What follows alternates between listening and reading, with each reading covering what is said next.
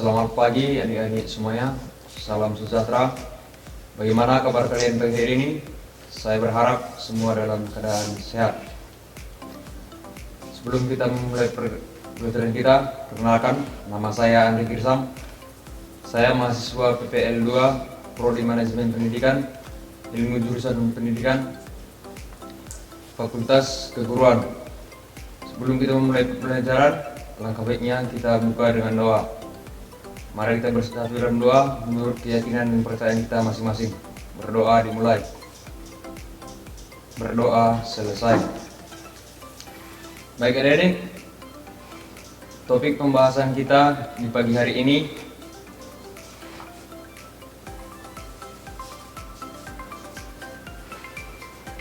yaitu mengenai peralatan kantor.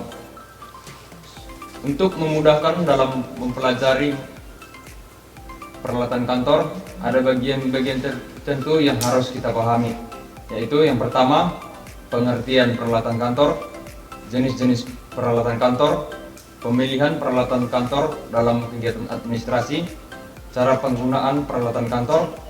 Dari jenis peralatan kantor dapat 4 bagian, yaitu yang pertama berdasarkan jenisnya, yang kedua berdasarkan bentuk, ketiga berdasarkan penggunaannya, keempat berdasarkan keperluan tulis menulis. Kemudian cara penggunaan peralatan kantor. Cara penggunaan peralatan kantor dibagi menjadi beberapa bagian, yaitu mesin fotokopi, fax mile, mesin scanner, mesin penghancur kertas, mesin penghitung uang, privator dan numerator, LCD atau proyektor. Bagian pertama, pengertian peralatan kantor. Menurut KBBI tahun 1999, istilah sarana berarti sesuatu yang dapat dipakai sebagai alat dalam mencapai maksud atau tujuan. Alat media juga berarti syarat atau upaya untuk mencapai sesuatu. Pengertian alat yang paling dekat dengan istilah alat perkantoran hanya ada 2, yakni yang dipakai untuk mengerjakan sesuatu, perabot atau perkakas, dan yang dipakai untuk mencapai sesuatu, syarat atau sarana. Menurut Sumali dan Sri Widodo tahun 2014 menjelaskan perlengkapan kantor adalah suatu alat atau bahan yang digunakan untuk membantu pelaksanaan pekerjaan, sehingga menghasilkan suatu pekerjaan yang diharapkan selesai lebih cepat, lebih tepat, dan lebih baik. Berdasarkan uraian tersebut, dapat kita simpulkan bahwa peralatan kantor adalah segala bentuk yang dapat dipakai untuk membantu melancarkan pekerjaan sehari-hari yang digunakan petugas administrasi, sehingga menghasilkan pekerjaan yang lebih cepat, selesai, lebih baik, dan lebih tepat. Bagian B, jenis-jenis peralatan kantor. Jenis-jenis peralatan kantor dapat dibedakan berdasarkan jenisnya, bentuk penggunaannya, dan keperluan tulis menulis. Berdasarkan jenisnya, peralatan dibagi menjadi pembekalan kantor atau office supplies. Pembekalan kantor yaitu alat atau bahan yang digunakan untuk membantu pelaksanaan pekerjaan kantor sehingga lebih cepat selesai, lebih tepat, dan lebih baik. Misalnya kertas, pena, tinta, printer, penghapus, stapler, gunting, penggaris, dan masih banyak contoh lainnya. 2. Mesin-mesin kantor. Mesin-mesin kantor adalah alat yang digunakan untuk menghimpun, mencatat, serta mengolah bahan-bahan keterangan dalam pekerjaan kantor yang bekerja secara mekanik, elektrik, dan magnetik. Contohnya yaitu komputer, laptop, LCD, mesin ketik manual dan elektrik, mesin fotokopi, mesin penghancur kertas, mesin pengganda dokumen, scanner, mesin absensi, dan kalkulator. Ketiga, mesin komunikasi kantor.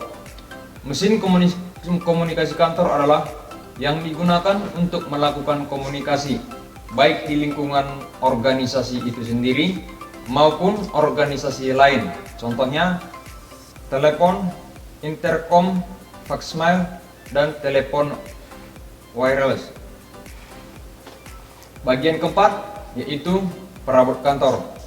Perabot kantor adalah benda-benda kantor yang terbuat dari kayu atau besi untuk membantu pelaksanaan pekerjaan kantor. Contohnya yaitu meja, kursi, sofa, rak buku, lemari, papan tulis, tempat uang cash atau cash box, dan tempat majalah atau koran, dan masih banyak contoh lainnya yang terdapat. Kelima yaitu hiasan atau interior kantor.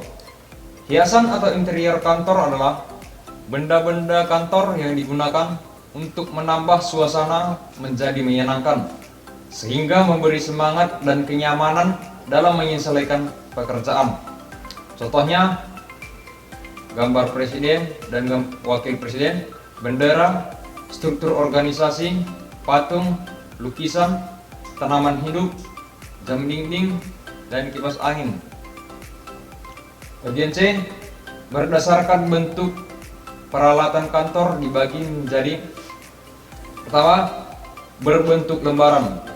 Peralatan berbentuk lembaran yaitu peralatan kantor yang dibentuk lembaran atau helaian. Misalnya kertas HVS, kertas folio, kertas karbon, kertas stensil, plastik transparan, amplop, dan map. 2. Berbentuk non-lembaran. Peralatan berbentuk non-lembaran yaitu peralatan kantor yang bukan berbentuk lembaran. Misalnya seperti pena, pensil, spidol, penghapus, penggaris, gunting, pemotong kertas, pembuka surat, pelubang kertas, pembuka surat, dan masih banyak contoh lainnya. Ketiga, berbentuk buku. Peralatan berbentuk buku yaitu peralatan kantor yang berbentuk, misalnya buku catatan, buku pedoman organisasi, buku alat relasi, buku telepon, kamus, peta kota-kota besar, buku tahunan, buku induk, buku tamu agenda, dan masih banyak contoh lainnya yang berbentuk buku. Sampai di sini apakah semua mengerti? Baik, jika mengerti kita lanjutkan. Bagian D yaitu berdasarkan penggunaannya. Peralatan kantor dibagi menjadi: 1. Barang habis pakai. Barang habis pakai adalah barang atau benda kantor yang penggunaannya hanya satu atau beberapa kali pakai dan tidak tahan lama. Contohnya seperti kertas, tinta, karbon, klip, pensil, dan pulpen. 2. Barang tidak habis pakai. Barang tidak habis pakai adalah barang atau benda kantor yang penggunaannya tahan lama. Contohnya stapler, gunting, cutter, dan pelubang kertas. Bagian E, pemilihan peralatan kantor dalam kegiatan administrasi. Petugas administrasi harus dapat memilih peralatan kantor yang tepat agar tugas atau pekerjaan mendapatkan hasil yang lebih baik. Pertama, menghimpun. Menghimpun merupakan kegiatan mencari dan mengusahakan tersedianya segala keterangan yang tadinya belum ada atau berserakan di mana-mana, sehingga siap untuk dipergunakan bila diperlukan. 2. Mencatat. Mencatat merupakan tulis-menulis mengenai data yang diperlukan, sehingga berwujud tulisan yang mempunyai arti dan dapat dikirim serta disimpan. Ketiga, mengolah. Mengolah merupakan berbagai macam kegiatan untuk mengerjakan data dan informasi agar tersaji dalam bentuk laporan yang lebih berguna. Keempat, menggandakan. Menggandakan merupakan kegiatan memperbanyak informasi, berbagai cara dan alat sebanyak jumlah yang diperlukan. Kelima, mengirim merupakan kegiatan menyampaikan informasi dengan berbagai cara dari pihak yang satu ke pihak yang lain. Kemudian, menyimpan. Menyimpan merupakan kegiatan meletakkan informasi dengan berbagai cara atau alat di tempat yang aman, agar bila suatu saat nanti jika dibutuhkan, mudah untuk mendapatkannya kembali. Baik adik-adik, mungkin sampai di sini penjelasan materi. Apakah semuanya mengerti? Baik, jika semuanya mengerti, di sini saya akan memberikan tugas. Tugas pertama yaitu mencatat materi yang telah disampaikan, kemudian memfotokan hasil kinerja, serta mengirimnya ke peserta PPL yang bersangkutan. Tugas yang kedua, apa yang dimaksud dengan peralatan kantor? Coba saudara jelaskan. Pertanyaan selanjutnya, jelaskan jenis-jenis peralatan kantor berdasarkan penggunaannya. Baik anak-anak, cukup sekian pertemuan kita di pagi hari ini. Jangan lupa untuk mengumpulkan tugasnya, nanti malam saya tunggu. Sekian pertemuan kita hari ini, semoga bermanfaat. Salam sehat dan salam sejahtera. Terima kasih.